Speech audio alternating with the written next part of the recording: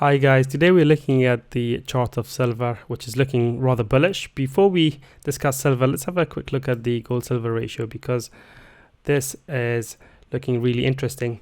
So the gold silver ratio has been falling over the last few weeks after the big breakout in March.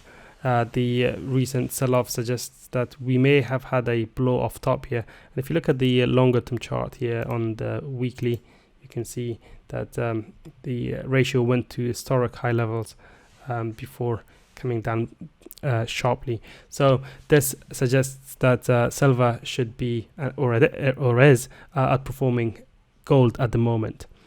So if you're bullish on both markets, then silver is the one to watch for further upside. And I'm going to start off by looking at the longer term chart. Let's go to the monthly, and on the monthly, we're still inside this area of consolidation where silver has spent the last 5 or so years, even longer, maybe 7 years, in this consolidation between I would say between $20 to around $15. What I like about what's happened this year is, we've had this low here around 1380 or so. We broke below it. There was no follow through on the downside, and silver has now bounced back and it's gone backward in the range. So that could be a potential false breakout scenario we're looking at, which is a major reversal pattern, right? So if this is a reversal pattern, then from here, where should gold be, silver rather, should be heading to next? Well, I think to areas where trapped traders will have their stops placed.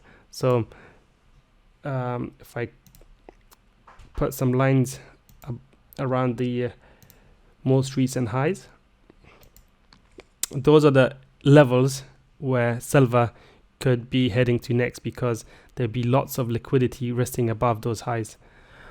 Also, people who are on the sidelines waiting for a break of these levels in order to get like higher highs, they will be joining the rally as well. So I think there's going to be lots of interest in silver in the weeks ahead, but some people will be looking to get on board before that potential breakout happens. So this looks rather bullish on this monthly chart of silver. Note also that we've bounced from a major area of support.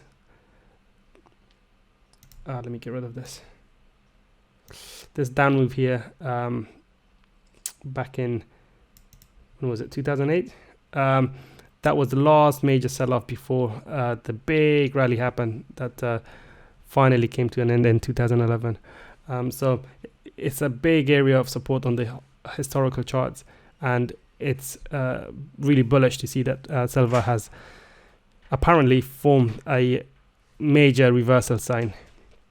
So silver is looking rather bullish on this time frame. And zooming in a little bit onto the weekly, if this was still going to go lower, why the hell is it all the way here?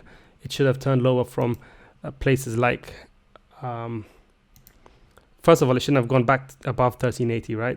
The retest should have held. It didn't. Price moved up. Then we had a consolidation here. It should have gone down. It didn't.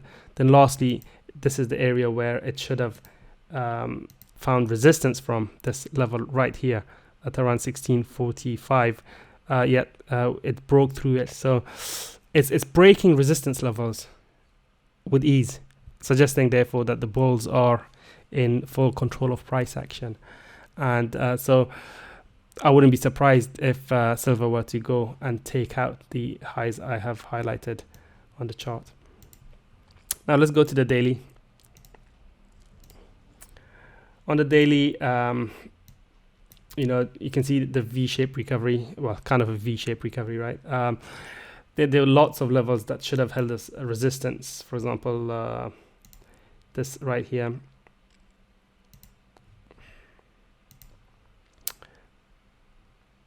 This level should have held if it was still bearish.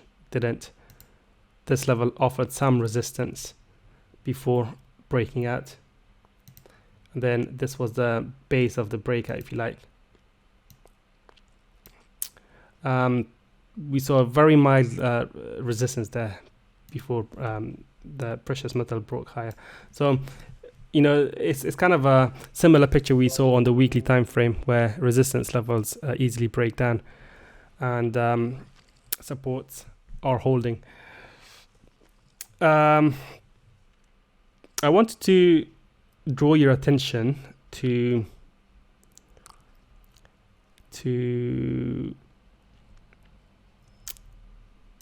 this level right here, because this is where previously silver formed a double top. So a lot of people will be looking at this thinking that this is a major resistance level, right? 1885. Well, it was major resistance back in earlier this year when that double top happened. Is it still a major resistance? I don't think so.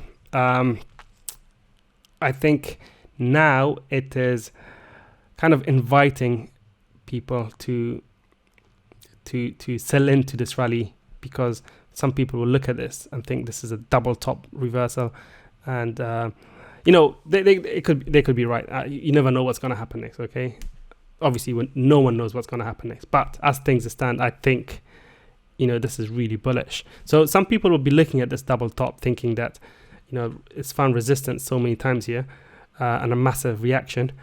Next time it comes close to this level, I'm going to be selling it. You know, sometimes that works, but I think in this case, because of the way silver has recovered and given the breakdown in the gold-silver ratio, I think the odds are stacked against the bears at this point. So I would be looking for bullish setups rather than bearish setups heading into this level. Let me draw a couple of other things on this chart. Moving averages. The thick blue line is the 200-day moving average. Notice that it is offering some support here. We broke back above it, and price is holding. Just going back a little bit in time. This is where things turned really bullish for silver, when silver was consolidating inside this pennant formation. It should have, if it was still going to go lower, it should have broken down there, but it didn't. We broke back above the 21-day exponential and out of this pennant formation, and since then silver hasn't really looked back. Okay, so now it's kind of consolidating its recent gains, but I think there's more to come.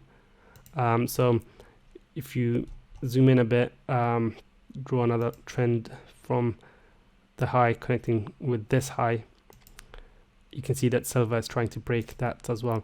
Notice that you know, reversal looking candle patterns are failing to do what they should.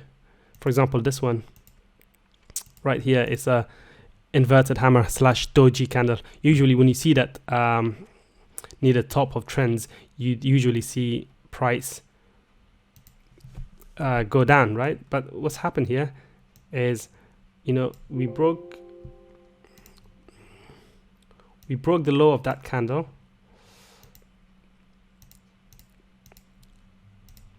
on Wednesday, but instead of falling further, what happened is silver basically broke that level, trapped the sellers who were looking to get on board on the breakdown of that level, right?